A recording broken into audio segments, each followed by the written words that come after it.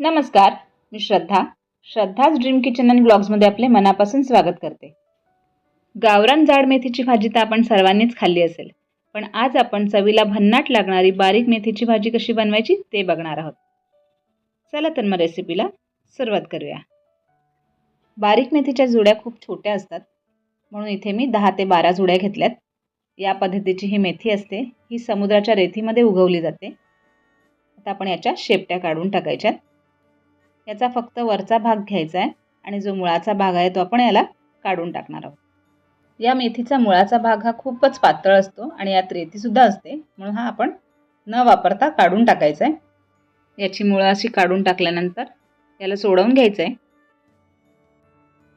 याच पद्धतीने आपण सगळ्या जुड्यांची मुळं काढून मेथी सोडवून घेऊयात। आणि आता हिला धुण्याकरता एका मोठ्या भांड्यात मी पाणी घेतलंय।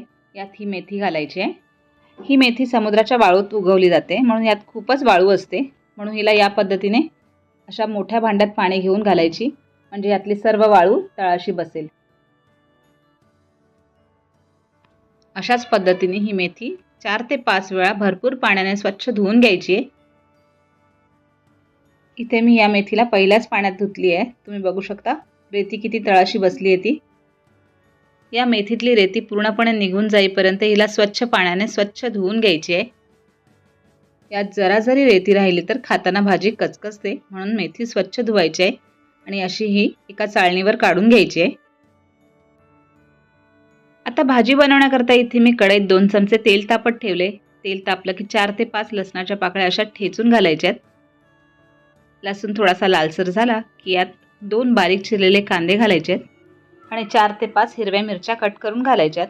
तिखट तुम्ही तुमच्या आवडीप्रमाणे कमी जास्त करू शकता। आता कांदा आणि मिरचीला 2 मिनिटं तेलावर परतून घ्यायचं आहे। कांदा मऊसर झाला की इथे आपण जी मेथी धुवून घेतली होती तिला बारीक चिरून घेतली आहे, ही यात घालायची आहे आणि हिला मीडियम गॅसवर कांद्यासोबत थोडी परतून घ्यायची आहे। आता मेथी कांद्यासोबत थोडीशी परतून झाली की यात चवीप्रमाणे मीठ घालायचं आहे। मीठ घातल्यावर या भाजीला पाणी सुटतं। हे पाणी आटून भाजी सुकेपर्यंत हिला मीडियम गॅसवर शिजवून घ्यायचं आहे। ही भाजी अगदी पटकन शिजते।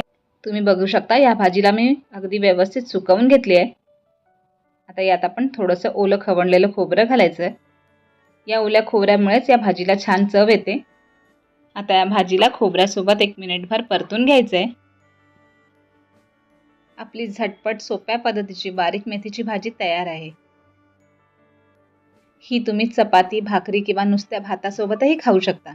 मग तुम्ही सुद्धा अशी झटपट होणारी टेस्टी अशी बारीक मेथीची भाजी नक्की बनवून बघा। आणि तुम्हाला आपली आजची रेसिपी आवडली असेल तर प्लीज आपल्या चॅनलला लाईक, शेअर आणि सबस्क्राईब नक्की करा।